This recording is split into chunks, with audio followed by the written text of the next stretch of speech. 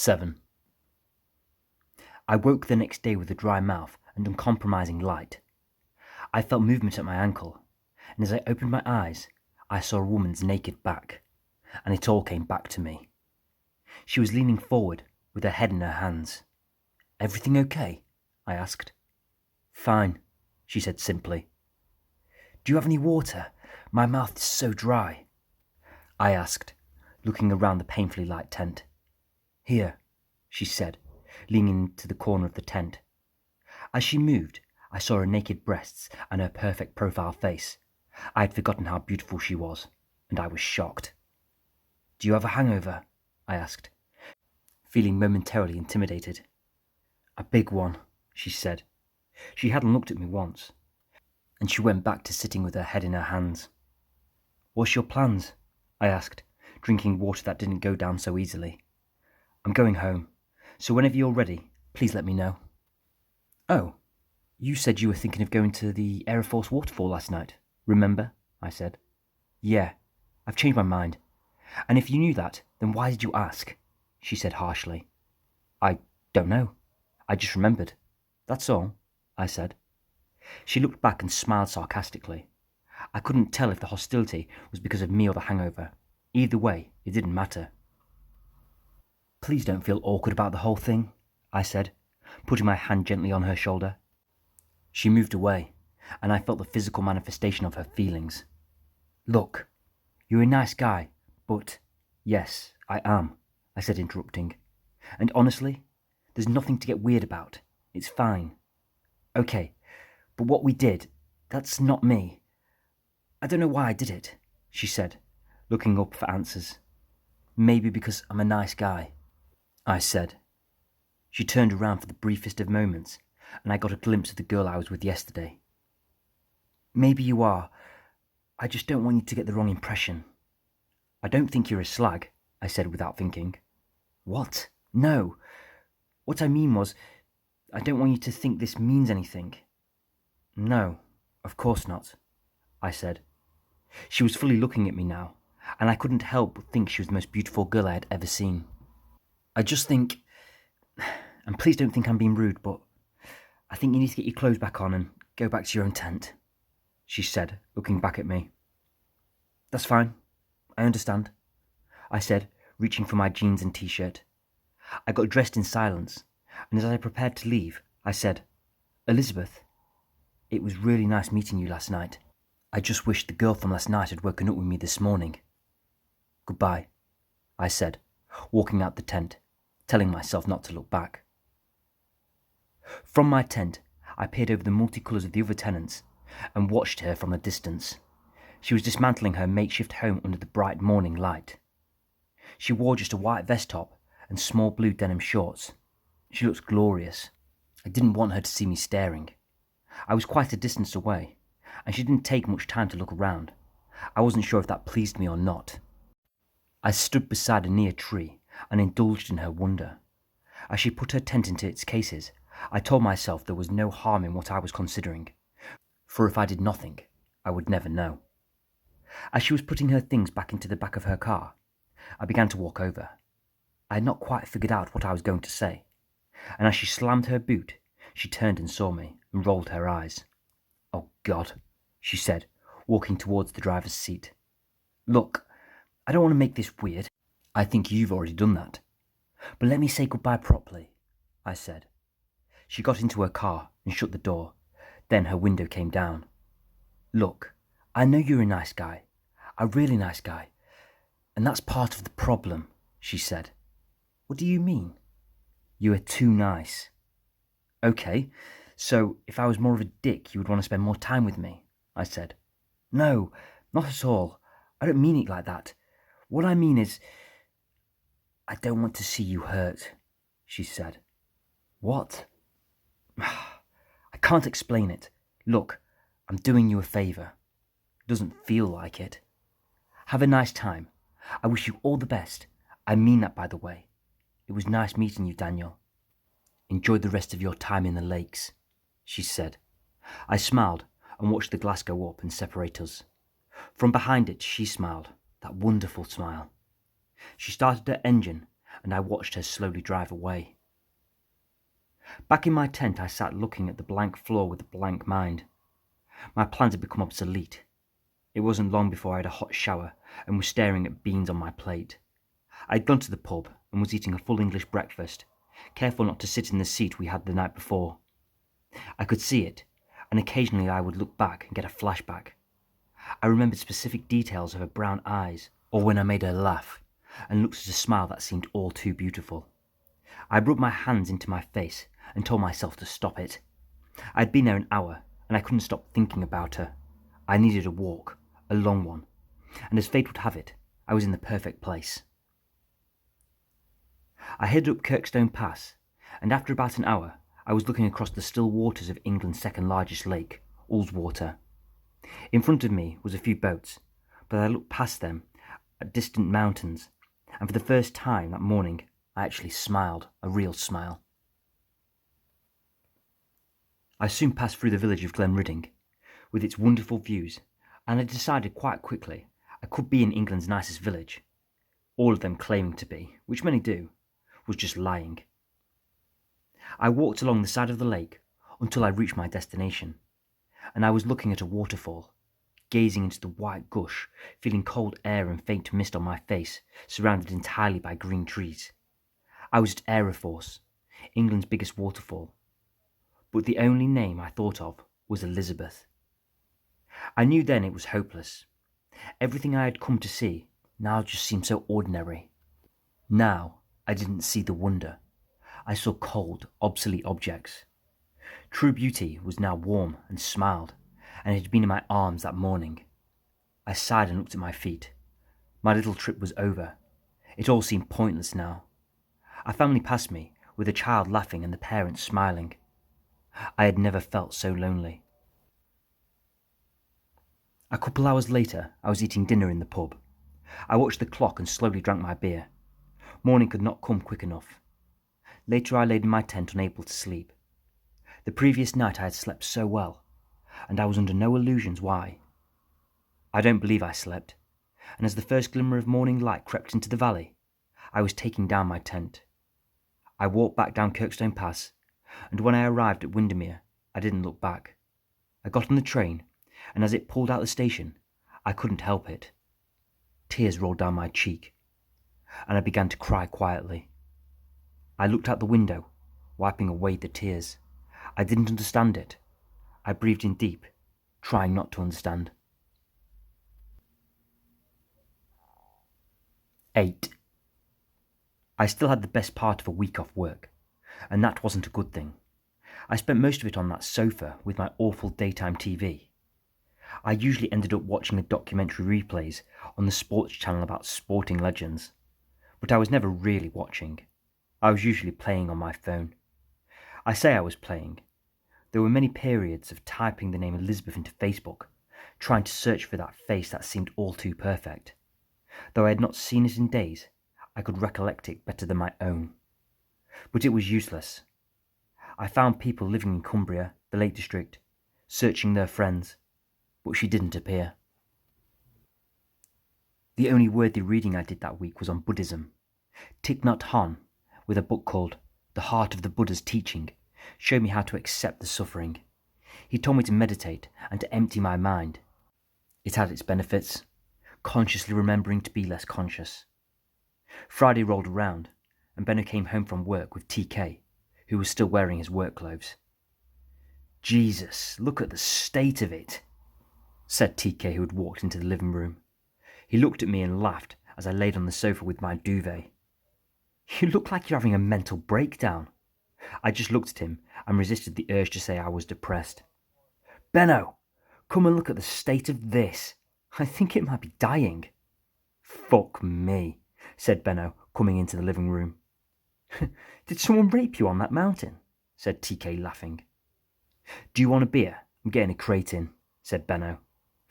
"Not really, mate," I said with a sigh. "Wrong answer," said Benno. He was soon back with a beer can and glass. "Look, just how you like it, with your little glass." "Cheers, mate." "Well, it's warm," I said, smiling. "Oh, here it goes," said TK. Of course they are, we just bought them. Can't do anything about that, lad, said Benno, as we all laughed. Soon I had put the duvet upstairs, and there were numerous empty cans in front of us. The Red Hot Chili Peppers' Dark Necessity played, and as it turned to night, it gave license to more serious talk. So come on then. What happened out there? Said Benno. What do you mean? You know exactly what I mean. You were barely gone a second, and since you've come back, you haven't been yourself. So I repeat, what happened? Well, I met someone. What's his name? Said TK, smiling. Her name was Elizabeth. Ooh, very nice, said Benno. Yeah, she was. And? What? Well, you shag her then? Bloody hell, give me a second. Well, did you? He said, as both pairs of eyes firmly rested on me. Yeah, I said. Get in there, lad, said Benno. Was she gross? Said TK. No. Fit? Asked Benno. Stunning. Nice. Good rebound, said Benno. Sure, that's all great, but what? You're going to laugh. Oh, God, go on. Well, I can't stop thinking about her. Surprisingly, they didn't laugh. Come on, mate. It was just a one-night stand. I'm sure she's forgotten all about you. Things like this happen all the time, said Benno. Do they? I said. She probably does this sort of thing all the time, said TK. You think? I said. Sure. Where's she from? Said TK. The Lakes. Definitely then. Probably lives in some lonely village. Turns up to the campsite looking for some saps like yourself and, for a bit of fun. Definitely, said Benno. You think a girl would do that? I said, unsure. Girls aren't so different from men, really, said Benno. And here's you getting all upset about it. She's probably got another one quite literally in the sack now. Oh, I don't know. She didn't seem the kind. Yeah, that's because you don't want to believe it. She's probably infamous around there. The lakeside slut, said TK. Yeah, the mountain shag, added Benno. All right, guys, I get the picture. Do not fear the fucker of Windermere, said TK. Okay, I get it. Move on, I said. We're just joking, mate. But honestly, you never know, said Benno. We drank more beer, and their words played on my mind. What if it was true? It didn't sit easy with me, and I formulated a plan. But I would wait till morning and for the alcohol to fade before I applied some serious thought to it. 9. Why I did what I did next, I will never be quite sure. But it's quite obvious I was in the early stages of heartache. Somehow, I convinced myself to go back to the Lake District. It was quite crazy, but at the time I told myself I still had time off work, and I hated doing nothing. Also, I had wasted my journey. I had forgotten why I had gone in the first place, to bask in the serenity of the great outdoors. Instead, I had been caught by pleasures of the flesh. Now my mind was being eaten like a fly in a web of lust and love, tangled, unable to make sense of anything. I told myself I had to go back and do what I first intended. I didn't want to associate that beautiful woman with the place I so often visited in my mind to find peace. I needed to go back and look out from a mountain top to reaffirm what true beauty was. So after mending a hangover on a Sunday, I said nothing to Benno. As he slept in his room across the landing, I packed my rucksack. I'd barely unpacked. And I ordered my train ticket to Windermere for the next morning. As the sun rose, I heard the front door open and close. Soon I was in the kitchen with a strong black coffee and the rounds of brown toast. Then I got changed and was out the front door. I wasn't thinking about anything. It was a strange time when the mind had been muted and the body took orders from the heart. I was soon getting off the train at Windermere and looking at them distant mountains and forests again. But this time there was no relief. I didn't head down to bask in the beauty of the lake. I simply set up on Kirkstone Pass. My mind had done little thinking or even dreaming. It just moved to a tune it wanted to learn but could never hear. At the Queen's Head, I downed a pint of water and barely said a hello or thank you and headed on my journey again. As I walked, fog began to emerge, and I soon could barely see. It got cold, and I put my raincoat on, and I was careful to stay close to the walls of the road as cars drove by. My visibility was less than 10 meters, and then appeared red screes. I say appeared. It was almost totally eclipsed by the mist. The only reason I was sure it was there was because of the Kirkstone Pass Inn, the little pub on the opposite side of the road to the mountain. I looked at people in the car park below, and suddenly I got an urge to set foot upon the mountain. My mind was clear as I looked into the fog. The danger was appealing. I wanted to be consumed, to disappear. So I crossed the road and opened the little wooden gate where the trail began. I walked on mostly wet grass and felt the moss upon the side of my shoe. I stood at grey rocks and jumped over the stream, like I did many times as a child, and began the incline. Through the fog, nobody and nothing was to be seen. It wasn't long before my hands were needed, and I hauled myself upwards. I continued with freeing irresponsibility, not sure if I was heading even to the right point. My mind perfectly mirrored the blur, the unknowing. It was then I paused to catch my breath. I noticed a figure appear above me. It moved through the mist. Someone was there. Like an angel with broken wings, she moved. Pure beauty made its way down towards me. It was Elizabeth. When something unbelievable happens, most wonder if they're dreaming. I wondered if I was on drugs. She stared at me, and we both stopped in our tracks. She was about 10 feet ahead. I could see the hesitation in her, and my overly self-conscious mind began to feel bad. How must she feel? I thought. She must think I'm a psychopath following her. I tried to ease the awkwardness with a smile. I didn't want to put her through any uncomfortability. I walked forward and still, she stood there, and she stared and looked. "Hey," I said softly, making the moment as easy for her as I possibly could. I looked up and then glimpsed into heaven, then past her, hoping to find my sanctuary still on earth. "Wait," she said. I turned around, and she looked almost upset. "I'm sorry. You never deserved that." "What do you mean?" I said, looking back at her. "The way I treated you, at the campsite. I'm really sorry. I didn't think about how I was making you feel. I acted so cold." "Honestly, it's fine," I said. "No, honestly, it's not. I don't think I've ever connected with someone so quickly as I did with you. I'm glad it happened. I don't know why I felt so ashamed in the morning, but wrongly I blamed you," she said. "It's fine," I said. "No. There is no shame in what we did. It just took me time to realize that," she said. "I think you mean for the hangover to disappear," I said with a smile. "Yeah, I knew I'd done something awful when I couldn't stop thinking about you the day after." "Really?" "I've been thinking about you a bit too," I said, as normal as I possibly could. As we spoke, the fog around us eased away, and a little sunshine could be seen far away, illuminating a body of water. "Look at that. We can see Lake Windermere," she said. Elizabeth pointed. "Isn't it just beautiful?" she said. "Of course," I said. "I'm so lucky I get to see that every morning." "You can see the lake from your house?" I asked. "Absolutely. We basically live on it." "Wow. I would never leave," I said. "I told you, remember? My family's a little strange.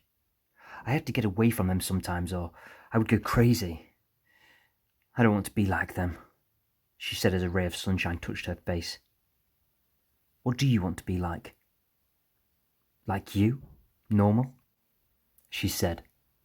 "You want to be like common people? You want to do what common people do?" I said, slightly to the tune of the song by Pulp. "Well, without sounding pretentious, yes, I do. Money is all good, but time and wealth can lead humans' mind to divulge to dark desires," said Elizabeth. "I think I know what you mean," I said, barely understanding at all. "So, what are you doing now?" said Elizabeth. Well, I was hoping to get to the top of Red Screes. I have a better idea. Why don't you come down with me to the holiday home I'm staying in that my family owns? We have a jacuzzi, she said. The fog had almost disappeared, and more light shone upon Elizabeth's face. Sure, I said. 10. In Elizabeth's car we drove down Kirkstone Pass, the way I had walked. Several minutes later, she turned left and was driving into the valley, where I could see dozens of cabins. We said little, but there was a feeling of intense pleasure beneath the surface. It kept away the uneasiness, and didn't demand we talk to kill any awkwardness. She drove slowly until she came to her own cabin and parked beside it. Wood decking led to the door that surrounded the entire structure. On the decking was a jacuzzi, which impressed me, but I said nothing. My other home from home, said Elizabeth, killing the engine. We got out, and she led the way to the door. When I walked in, I was stunned. There was a couple of bedrooms and a big living space with sofas and TV. It was a wonderful home, one I would have taken more pleasure in than in a house. Put your bag in the bedroom. There's beers in the fridge. I'll get you one, said Elizabeth. From the corridor, I could see 2 open doors to bedrooms. One had 2 single beds in, the other had the double. Which one should I choose, I thought. I put my bag in the one with the 2 singles, and as I walked out, Elizabeth was stood in the corridor holding a glass of beer. So, you want to stay in the spare room? Fair enough, she said with a smile, handing me the glass. I will sleep where you want me to sleep. I don't want to do much sleeping at all, said Elizabeth with a laugh. Come on, have a seat, said Elizabeth, taking my hand and leading me into the living area. Relax. I'm going to show you that I'm not a bitch, said Elizabeth. Elizabeth, I know you're not a bitch, I said, laughing. How do you know? I just know. Well, I feel a bit like one. So I'm going to show you that I'm not. As much for me as for you. She said, smiling from the kitchen area. Put your feet up and let me know when you want another beer. Tonight, do you want steak or spaghetti bolognese? She said. I smiled, a lot, looking at this gorgeous woman, not able to believe the position I found myself in. The sun set, and 2 empty plates and glasses sat in front of us. We laid on the sofa, and her legs rested upon my lap, and my hands laid on her naked thigh. I looked across and saw her big eyes looking at me. It should be ready, she said, taking my hand and leading me outside. Together we stepped into the cold beneath a clear sky. Stars were vivid above us. In front of us the jacuzzi bubbled, and lights below the water illuminated the night. Elizabeth slowly slipped off her top, and then her bra, and stood half naked in the night, smiling at me. With constant eye contact, she took off her jeans and underwear in one movement. Completely naked, she stood gazing at me, with the light behind her lighting up her pale skin, like Eve before the apple. She then stepped backward, slowly into the water. Constantly the eye contact remained. Come on, she said softly, waving me with her index finger as condensation slipped from her lips. Awkwardly I took off my top, then my trousers, and stepped towards the jacuzzi, only in my underwear. Elizabeth kneeled on the seating ledge and looked up at me with big eyes. You don't need these, she said, putting her fingertips over the waistband of my underwear and slipping them downwards. She smiled, and with her mouth made my fantasies come true. After, we sat in the jacuzzi and drank wine. We smiled, looking up at the stars. The heat raised up and combined with our full stomachs and satisfied libidos. We were in a true trance. Shall we go to bed? Elizabeth whispered. I kissed her on the lips and said yes. We showered together, and we got dry and slipped naked into the comfiest bed. Elizabeth turned off the lights, and again our lips met. Our hands wandered over skin that felt so soft and plentiful. There was an appetite there that could never be fulfilled, and we made love and fell asleep in each other's arms. I woke the next day to a feeling I was getting used to, the head slightly hurting and a dry mouth. With the realization of where I was, I smiled and reached out for Elizabeth, but she wasn't there. I sat up in the bed and found my underwear on the floor beside me. I slipped into them and headed into the main living quarters. The smell of bacon hit my nostrils, and I turned the corner and looked into the kitchen. Long legs bent over looking into an oven. She turned and smiled. "Did I wake you?" she said.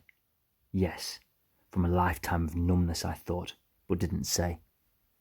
"No, but it looks like I've just woken in time," I said. "You have. Would you like your bacon well done or not?" "I don't mind. I'm happy with anything. You're easily pleased all of the time. I only have brown sauce. You're not a tomato ketchup person, are you?" "I would say I'm definitely not. Brown sauce is perfect." I put on a top, and we sat on the porch as a surprisingly warm sun rose above the mountains and shone into the valley. I enjoyed orange juice and relished the bacon and the beauty in front of me. "Crazy how we met on Red Screes yesterday," said Elizabeth. "I know, but it's not as crazy as you first think," I said. "How do you mean?" "Sure, at first it seems random, almost impossible. But when you take into consideration all the factors surrounding it, it's not nearly as impossible as it first seems," I said. "Let's not take all the romanticism out of it." "You want to kill it, Mr. Saturn?" she said. "I apologize, but what is romanticism? A seductive lie?" "Mr. Saturn." "Yes?" "Your name? How unusual," said Elizabeth with a drink of apple juice. "That's a question I haven't asked you. What's your second name?" "Lacey," she said. Elizabeth Lacey. There's romanticism in that," I said. Well, I have a little bad news for you. I didn't want to talk about it yesterday because I didn't want to kill the magic yet." "What's that?" "I have to leave this morning. Friends of the family wish to stay here for a couple of days. There's nothing more I would like to do than just relax here with you.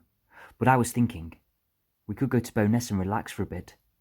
I have to go home," she said. "You could come to the campsite with me," I said with hope.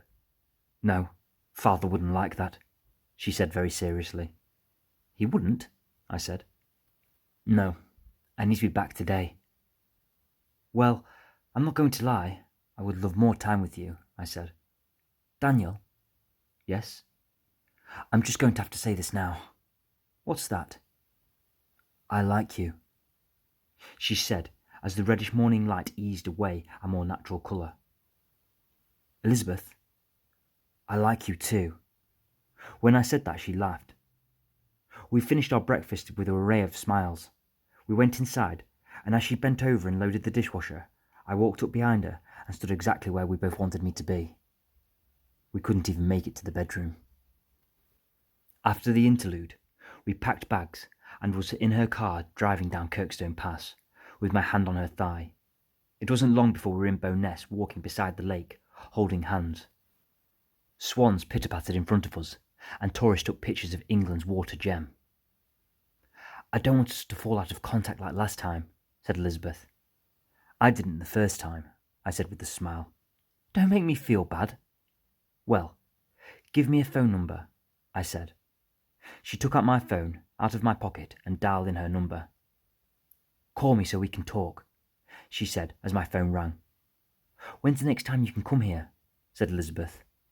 "It's going to be difficult with work," I said. "But you will. Promise me you will again. And promise me you're not going to ignore me as a revenge," said Elizabeth. I didn't answer with words. I kissed her passionately as the cool wind of the lake embraced us. When she left, I was looking at the beautiful water, thinking of the personification of it. Elizabeth.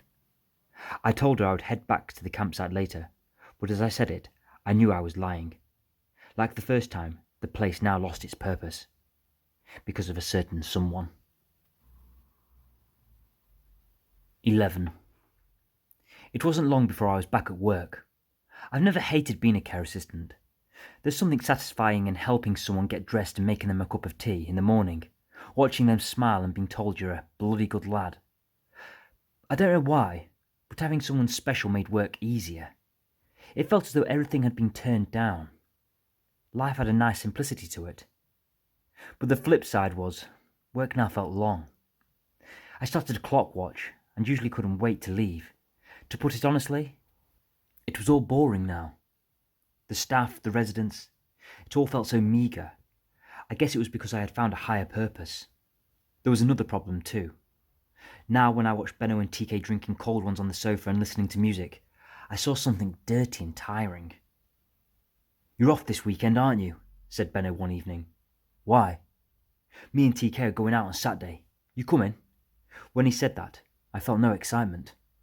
Sure. That weekend we found ourselves in a nightclub. The lighting was turned low and the bass was up. Every drink was a struggle to finish. I guess feeling numb wasn't interesting now. I had something to live for. I stood on the edge of the dance floor and watched Benno and TK dancing with two girls. Instinct told me these girls were despicable. They wore skirts that barely covered their arse cheeks and red lips that begged for attention. I looked at them cheaply. They only hovered because they knew my friends had cocaine. I thought, what a dirty deal they're making. Take my white stuff up your nose so I can put my white stuff in your mouth. I looked at all four of them and sneered. Of course, they ended up back at ours. I laid in bed, listening to the muffled music and laughter coming from downstairs until the sun came up. I don't know how lucky they got, or to put it another way, I'm not sure how and where the white stuff was consumed that night. Elizabeth had spoken several times on the phone. They were always wonderful moments. I would go for a walk away from town, where things turned greener, and talk for about an hour a few times a week. "I miss you too." "Why won't you let me come to yours?" she asked. "It's not that I don't want you to, it's just not ideal. You would hate it here," I said. "No, I wouldn't. All I want to do is see you." I said. "Well, I have a proposal. Please don't think I'm weird for asking, and you don't have to if you don't want to," she said. "What?" I asked. "Well, the next time you can get a week off work, would you want to come to my house? You know, meet the parents, that kind of thing," she said. "Meet your parents? That's quite a step. We've only spent a few days in each other's company." "Yeah, but I know how much I like you. It's only as big a deal as you make it. It's only people meeting. Oh, and there's my brother too," she said. "Sorry, is he not a person?" "Yeah, he's a person. Come on, please say yes," said Elizabeth. "Well, I want to." "Well, say yes then." "I will see when I get some time off work. I don't know what my manager's going to say, to be honest." "That's a yes then?" "It is." "Oh, great. I was nervous about asking you." "Why?" "Well, it's a big thing, isn't it?" she said. "Well, it's only meeting people, right?" It was surprisingly easy to orchestrate another week off work. I put it entirely down to being a male in a woman-dominated environment. Make what sense of that you want. I just know it's true. The night before I set off, there wasn't a beer can in the living room, just a black coffee. I don't know how he drank it at night. It would have kept me up until sunrise. "You want one?" said Benno, holding up his mug. "You know I don't. Wimp." "Funny." "Everything okay? You didn't seem yourself this weekend," said Benno. "Yeah, just wasn't feeling it, you know," I said. "We didn't keep you up, did we? Us and them tarts?" he said, slurping his coffee. "No, not at all," I said, lying. "I was only joking. They were all right, to be fair." "How old were they?" I asked. "I don't know." "Didn't you feel a bit bad?" "For what?" said Benno. "I don't know. Obviously they were here for one particular reason. Do you think we're at the age where we should be showing a little responsibility?" I said. "My responsibility, mate, is enjoying myself," said Benno. "Is this where you imagined yourself at this age?" I asked Benno. "I'm doing better than you, mate," said Benno, staring hard at the TV. "Yeah, sorry, I didn't mean it like that. I mean, single, drinking, getting drunk every weekend." "Well, that's what life's about, isn't it? Enjoying the moment," said Benno. "Sure, but we have to think about our futures too," I said speculatively. "Not at the expense of the present, though," said Benno. "That's fair. Just, this isn't where I pictured myself. Getting drunk all the time, Having nothing to show for it, I said with a sigh. What do you mean you've got nothing to show for it? You have a lot of friends and a good family. A lot of people would be jealous of you, mate. They probably are, he said. Yeah, but I want something stable. When I was a child, I thought I'd have everything I wanted by the time I was 30. I've always been nice to people and I always try to do my best. I'm competitive, honest, healthy. And without sounding too big-headed, I think I'm reasonably clever. And look where I am. Minimum wage, no home, no nothing really. Somehow it doesn't add up. It doesn't seem fair, I said, losing my cool a little. Daniel, the world doesn't owe you anything. There's a good reason you have nothing, as you call it, because you've always spent what you have on what matters, having a great time with your friends. In our generation, some have mortgages, some have stories. Only a lucky few have both, said Benno. Yeah, well, I think I'm done with the stories. It's time to get my head in the real world, I said. Daniel, never put all your dreams in one idea, especially if that idea is a person, said Benno.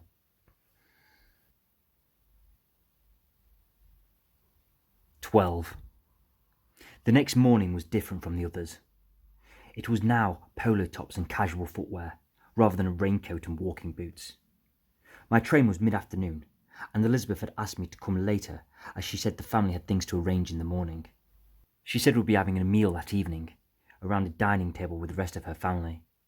Somehow I knew it was going to be a fancy occasion, or at least posher than I was used to. So, I was equipped with a sky blue shirt and brown shoes, just in case my intuition was correct. And so, for the third time in quick succession, I stood at the train station waiting to go to Windermere. For the journey, I didn't read or listen to music. I let my mind meditate on the next few days, how I would conduct myself. I came to the conclusion to be myself, but accentuate the politeness. I watched the hills grow and the lakes expand as we neared the Lake District. It felt different approaching the train station later.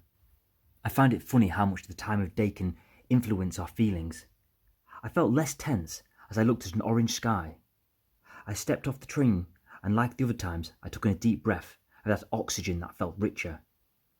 As I left the train station, Elizabeth was waiting outside. She looked different, more normal in a sense, but more beautiful.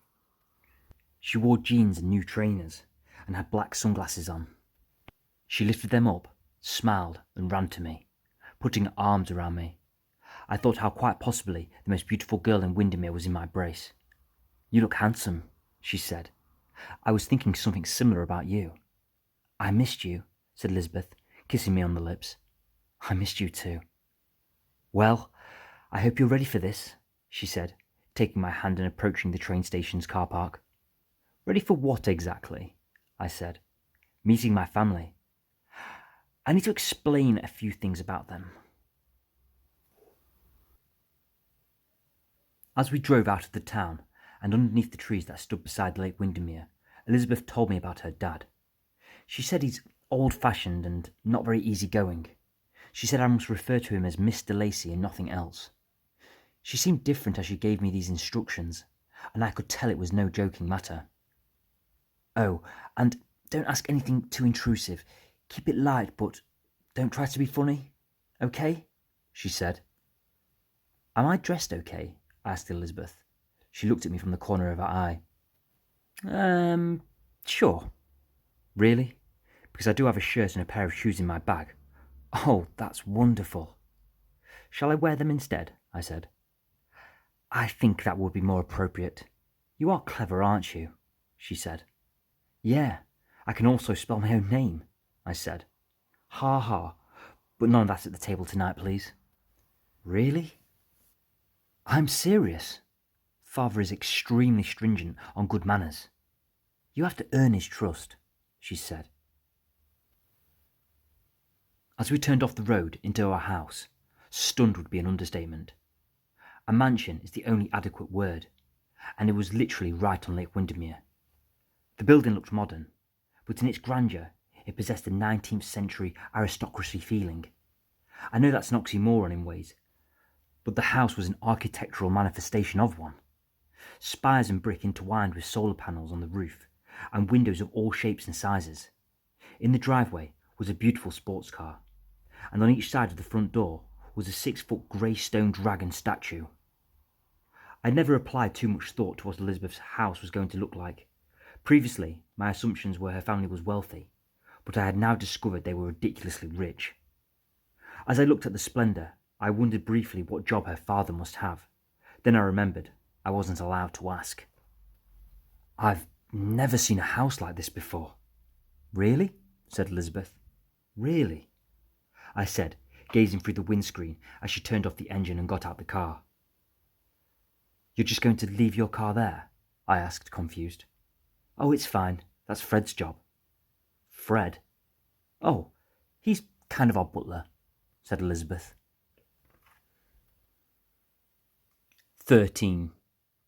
We entered, and before me was a huge foyer.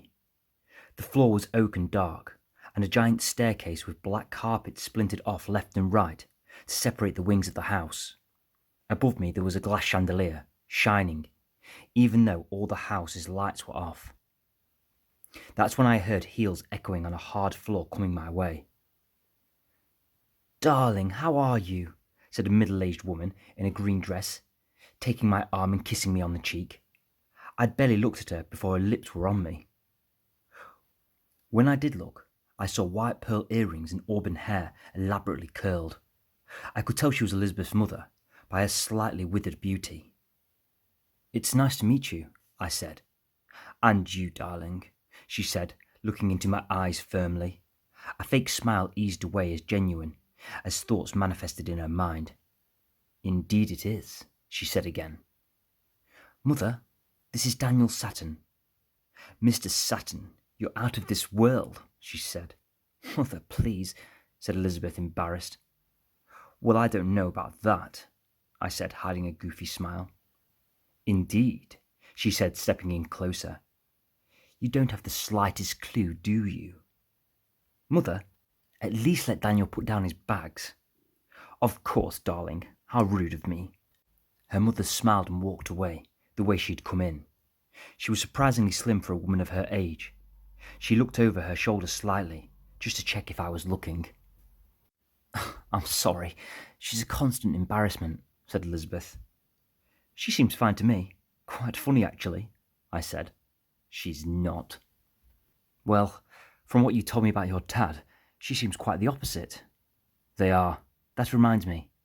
Though they are husband and wife, there's nothing there anymore. I mean, they don't love each other anymore," said Elizabeth. "Oh, I'm sorry about that," I said for some reason. "Don't be. It's been that way for many years, since I was a teenager. They're happier this way." "Well, okay then." "Sorry, that's too much information, but I thought you'd better know," said Elizabeth. "Oh, definitely. Glad you told me. Saved my embarrassment. Come on, I'll show you to my room." "One thing, what's your mother's name?" I said, as Elizabeth smiled beautifully. "Mrs. Lacey," she said. Elizabeth's room was beautiful, just like the rest of the house. It was huge, and in the centre was a pristinely made 4-poster bed. It wasn't as feminine as I thought it would have been, very neutral in greys and dark blues. The main window looked out in front of the house, towards the road. As I put down my bag, she said, "Hold on to that." "Why?" "You're going to think this is weird, but your room's across the landing, opposite to mine," she said. "Oh, that's fair enough." "You think that's weird, don't you?" she said. A little." "Sorry. I know we're not children, but I thought it would save the confusion and arguments with my father. I'm just trying to be respectful, which he would really appreciate," she said. "It's fine. It will give me a good night's sleep anyway," I said. Elizabeth kissed me, and I took her to her bed. I pushed her back and laid on top of her, kissing her, putting my hands through her hair. "Do you know how badly I want to take off your clothes?" I said. "You will get the opportunity later. You're only sleeping in that other room. Spend as much time in here as you want. And we can do all the things we want. Anyway, go check out your room. It's probably better than this one." especially the view. As I entered the room, it was in keeping with the rest of the house. Wonderful. The bed, against the wall but in the centre of the room, and watercolour paintings of what appeared to be various points of the Lake District were on the walls. But these interpretations of wonder slipped into pointlessness as I stepped towards the bedroom's main window. I looked at the most wonderful view of Lake Windermere I had ever seen. For as far as the eye could see, it stretched left and right, showing it had no bounds. The whole scene was framed by green leaves, so alive. The sky had an orange glow as the sun thought about setting. To my right was one of the lake's islands. On it was a mansion mostly hidden by trees. I wondered who lived there. "What do you think?" said Elizabeth, entering the room. "This view is priceless," I said. "A couple £1,000,000 might be more precise," she said. "Worth every penny," I said, not sure what was more beautiful, her or the view. "I've never seen anything like this, Elizabeth. The whole house, I mean. Don't overthink it. The world is an unfair place. Some have privilege, others don't.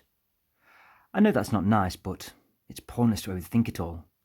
Sometimes I like to go back to the small real world, like the night we met at the campsite. Then when I come back to all this, I appreciate it more," said Elizabeth. "Clever thing to do. If you don't mind me asking, what exactly does your dad do?" I asked.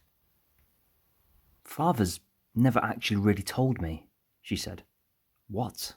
Really?" "Yeah, I know that's weird. It's a lot of meetings, I know that. What about, I don't know."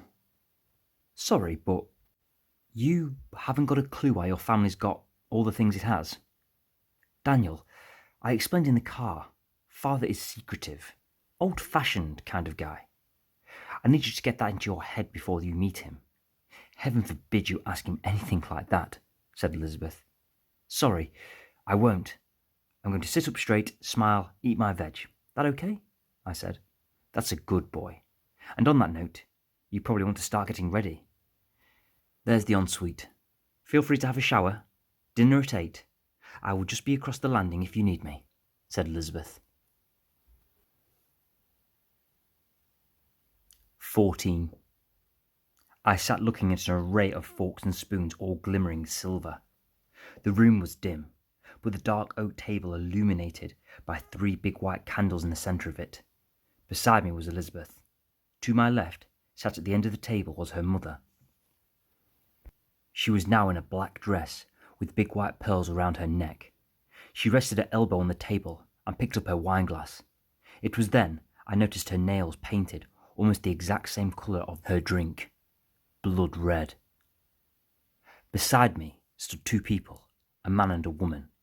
I occasionally looked over my shoulder and saw them staring at the floor. Their expression was all solemn. The man was dressed in a navy blue shirt, black trousers, and shoes that shined. I couldn't tell much about his face as he glared at the floor. The dull lighting didn't help either. From what I could tell, the girl looked younger than him. She was dressed in a white sleeveless shirt and a long black skirt that went to her ankles. They were obviously staff, and they made me feel uncomfortable. Just to make things worse, nobody was speaking. When I swallowed, I felt I was interrupting. But the worst of it all was Elizabeth's brother. He stared at me from the other side of the table. He sat low in his chair, in a silky silver shirt.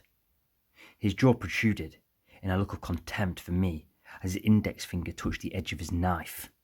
He was clean-shaven, but looked naturally young, like he couldn't grow facial hair. The hair on his head was short and brown, like he gave it a grade 5 with clippers every week.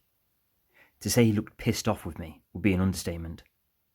As I considered asking him if everything was okay, I heard the front door open and close from a distant part of the house. It echoed. I watched his expression change as he sat more upright in his chair, and I heard the shoes of the maid hurry out of the dining room. From the foyer, I heard a deep voice, but nothing from the woman who had gone to greet him. We all listened as his footsteps approached the dining table. Then, everybody stood up. It took me by surprise, but instinctively, I stood to my feet, and that's when I saw him. He approached the candlelight, and I first noticed his hair. It was white and fine, long only at the sides and came down to his shoulders. His nose was noticeably large, more long. Not bulbous, the bridge was narrow. His eyebrows had a wild, unkempt element to them, but unlike his hair, was more grey. He wore a black shirt, and upon the breast pocket was an elaborate gold emblem, but I couldn't see the details. He stood at the head of the table, and I noticed everybody's head was bowed. "Please," he said in a deep voice, "be seated." We did as we were told, and the maid behind him eased the chair into the back of his legs.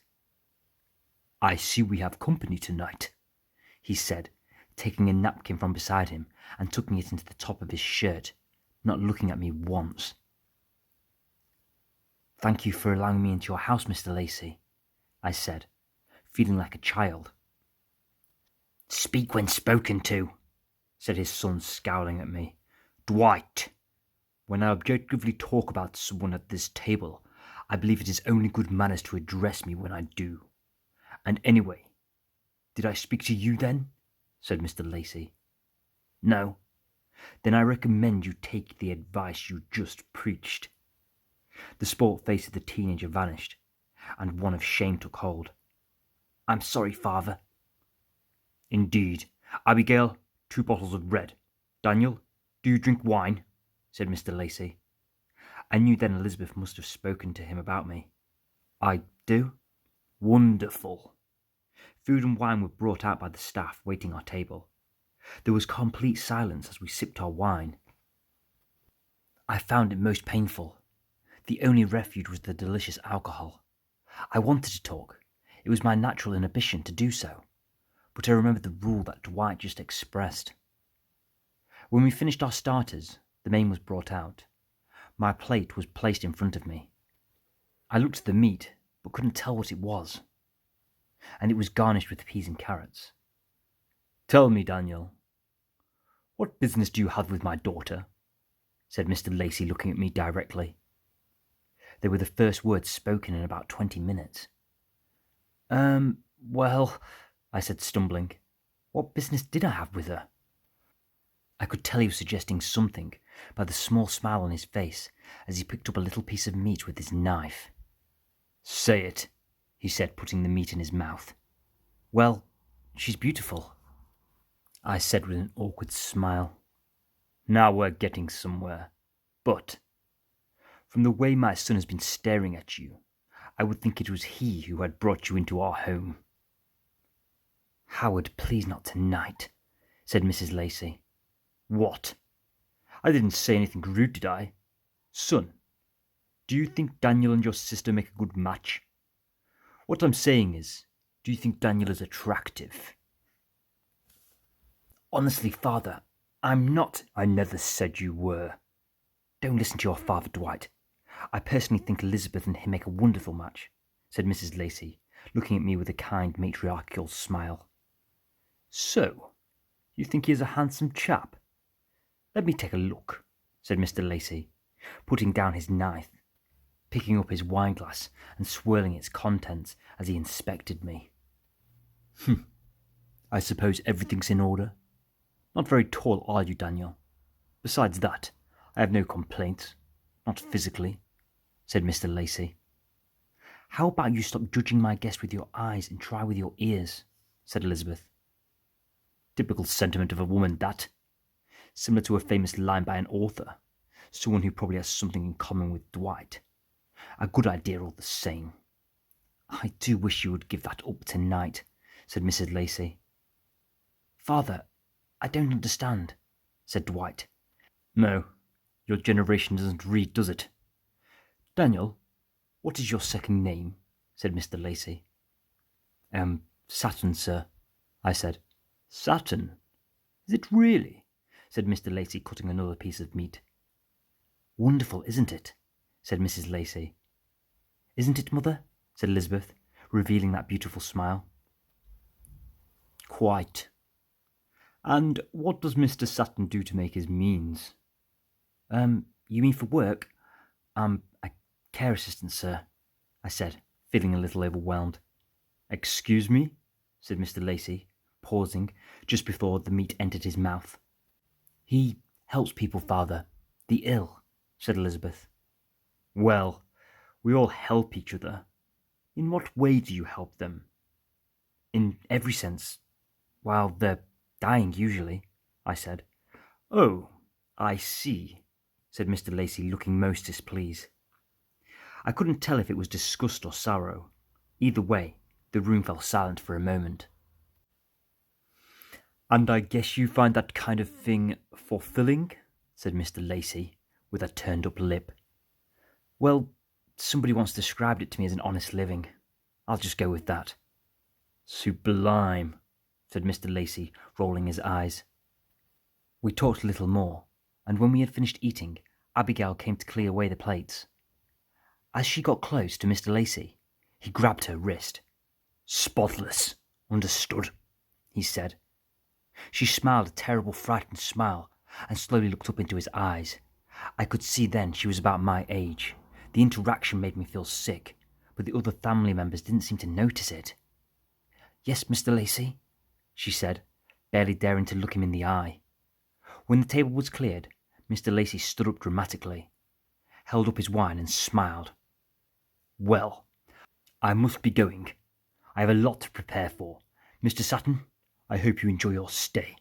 We will speak soon, said Mr. Lacey, throwing back the red wine and leaving the room with long strides, disappearing into the darkened edges. After about 30 seconds, we were quite sure he was gone. Mrs. Lacey spoke. How did you find that? She said, looking at me. The food was delicious, thank you, I said. She laughed a little and covered her mouth.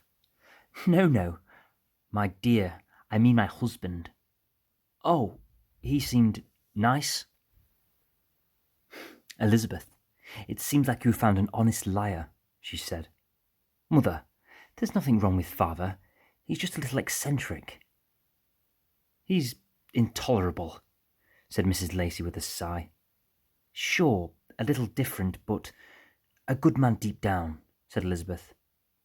Our father is a man amongst men, said Dwight with a frown across the table. Oh, here we go, said Mrs. Lacey, rolling her eyes. It's true, Mother. The power, the influence. Quite significant, said Dwight. His mother tutted and shook her head. We don't have to agree with you, Mother. I don't understand. Why do you always take his side when all he does is put you down? I stick up for you, and you talk to me with contempt. I don't understand, Dwight. I just think you should show him a little bit more respect. After all, what he's done for this family, said Dwight. Respect? What do you mean? Mother, can me and Daniel please be excused, said Elizabeth, interrupting to save us from the environment. Sure, she said with a kind smile. As we left the table, I heard the beginning of a frank discussion as we entered the grand foyer and walked upstairs. Elizabeth told me to enter the room I was staying in with a kiss on the cheek, and that she would be in there once she had changed into something more comfortable. As I entered the large room, my eyes were drawn towards the far window. From where I stood, I could see the moon. It drew me in, and I walked over to the window and looked out. Lake Windermere at night possessed a strange beauty. Black trees surrounded the lake, but looked like twisted skeletons swaying around in the gentle wind. The water looked black, and glimmers of silver moonlight swayed upon its ripples. In the distance, hills slept, and above, never had I seen so many stars. I looked back at the water, and I could see a small light hovering just above the lake. It moved slowly. I never look at the lake at night. My heart jumped. It was Elizabeth standing at the door. I looked back quickly at the water, but the light was gone.